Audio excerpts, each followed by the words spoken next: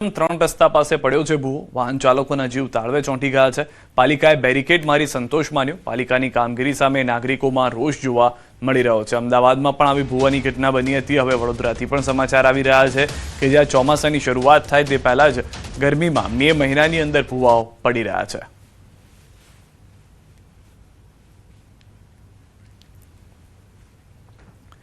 Gift સિટીમાં શૂટસ્પેસ કંપનીમાં રોકાણ મામલો. ઉત્પલ પટેલ અને રોકાણકારોનો ઓડિયો વાયરલ. જમ્મુ કાશ્મીરના ઇન્વેસ્ટરનો ઓડિયો વાયરલ. એકાઉન્ટ ફ્રીઝ થયા હોવાનો ઓડિયોમાં ઉલ્લેખ. વાયરલ ઓડિયો મેસેજની ન્યૂઝ 18 ગુજરાતી પુષ્ટિ નથી કરતું.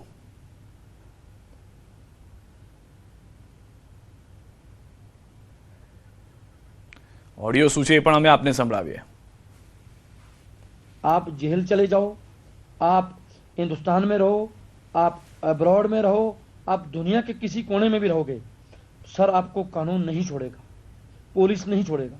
और ये 35,000 की जो कम्युनिटी आपके पीछे लगी है ये कभी नहीं छोड़ेगी सर आपको। ये मेरी बात याद रखना सर। जब तक ना आप लोगों का पेमेंट दोगे, अगर आप जेल तक भी चले जाओगे तो भी ये लोग पीछा करेंगे आपका, आपको जेल से भी बाहर निकलवाएंगे, फिर भी आपसे पैसा लेंगे सर। लोगों ने अपने हक हलाल की कमाई आपको दी है, लोगों ने लोन निकाल के आपको पैसा दिया है, और ऐसी ऐसी हालात में ऐसे ऐसे लोग हैं जिनके बॉर्डरों पे पति शहीद हुए और उनको पैसा मिला, वो भी उठा के उत्पल पटेल को दे दिया। मेरी आज नहीं पहले से ये सोच है कि मैं कभी एक भी रुपया किसी का नहीं डुबाऊंगा, सबको अपना पैसा टाइम के साथ मिलेगा, ये मेरा वादा है। लेकिन आज बहुत सारी कम्युनिटी से बहुत सारे ग्रुपों में मैसेज घूम रहा है कि लोग लीगल करना चाहते हैं, कल ये करेंगे वो करेंगे। तो मेरी आप सबसे एक रिक्वेस्ट है, अगर आपको वही तरीका सही लगता है तो वो भी कीजिए, क्योंकि मुझे भी पता है आज नहीं तो एक दिन वो होने ही वाला है। मैं अंदर हूँ या बाहर रहूँ, कहीं भी रहूँगा, लीगल प्रोसीजर भी होती है, तब भी मरते दम तक मेरा एक ही प्रयास रहेगा कि मेरे माथे पे एक भी लायबिलिटी किसी भी इंसान की ना रहे।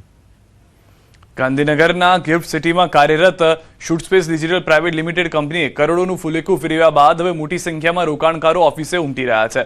અંદાજે 33,000થી વધુ ગ્રાહકો આ સ્કીમમાં જોડાયા હતા અને 300 થી 400 કરોડ રૂપિયાથી પણ વધુના કૌભાંડની આશંકા છે. પોલીસ હવે ભોગ બનનાર લોકોની ફરિયાદ નોંધવાની તજવીજ હાથ ધરી રહી છે અને એક બાદ એક ભોગ બનનાર સામે આવી રહ્યા છે. ત્યારે ન્યૂઝ 18ની ટીમ ગિફ્ટ સિટીના કાર્યરત ઓફિસે પહોંચી, જ્યાં સમગ્ર કૌભાંડને અંજામ આપવામાં આવ્યું હતું. ગિફ્ટ સિટીમાં આવેલી કંપનીએ કરોડોનું કૌભાંડ આચર્યું હોય તે પ્રકારના સમાચાર પ્રાપ્ત થઈ રહ્યા છે. અને મારી ઠીક પાછળ તમે જે કંપની જોઈ રહ્યા છો તે ગાંધીનગરના ગિફ્ટ સિટીમાં વર્લ્ડ ટ્રેડ સેન્ટરની અંદર આવેલી આ જે shoot space digital private limited નામની કંપની જે છે તે જોવામાં આવી રહી છે કે જેણે કરોડો રૂપિયાનું કૌભાંડ આચર્યું હોય તેવા ગંભીર આક્ષેપો લોકો લગાવી રહ્યા છે.